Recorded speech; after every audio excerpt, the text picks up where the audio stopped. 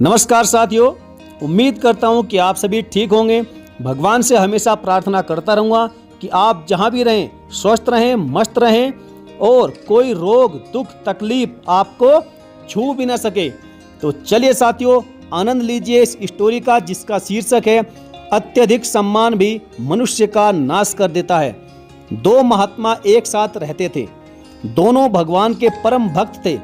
जहाँ भी वे जाते थे उनको बहुत मान सम्मान मिलता था। जो भी लोगों को उपदेश देते थे उसका लोगों पर बहुत प्रभाव पड़ता था।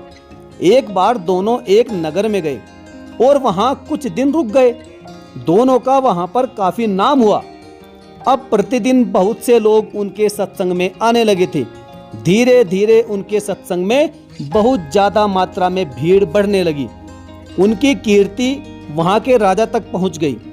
राजा भी अपने मंत्रियों के साथ उनसे मिलने चल दिए। दोनों संतों को जैसे ही यह समाचार मिला तो वे चक्कर में पड़ गए और सोचने लगे, यदि राजा यहाँ आ गया तो कल से और भी ज्यादा भीड़ बढ़ जाएगी।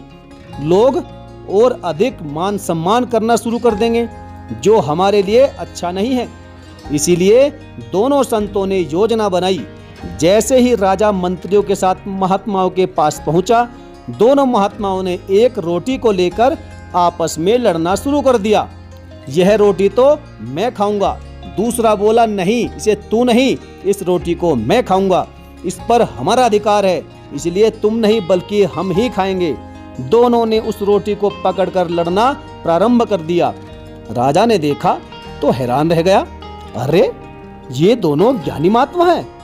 ये तो भिखारियों की तरह एक रोटी के लिए लड़ रहे हैं। चलो चलो यहाँ से चलते हैं। लगता है किसी ने हमें गलत सूचना दे दी। ये दोनों ज्ञानी संत बिल्कुल नहीं हो सकते। राजा अपने मंत्रियों के साथ वहां से वापस चले गए। राजा के जाने के बाद दोनों संतों ने भगवान को धन्यवाद दिया कि हे प्रभु, विपदा टल गई, क्योंकि अत्यधिक सम्मान भी मनुष्य का पतन कराता है, उसका नाश करता है।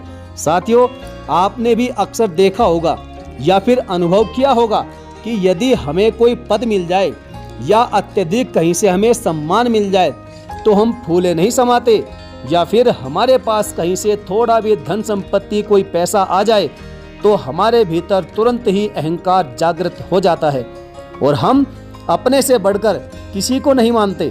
कहने का मतलब है कि कोई पद या फिर सम्मान जब मिलता है तो वहां अहंकार अपने आप ही प्रवेश होने लगता है।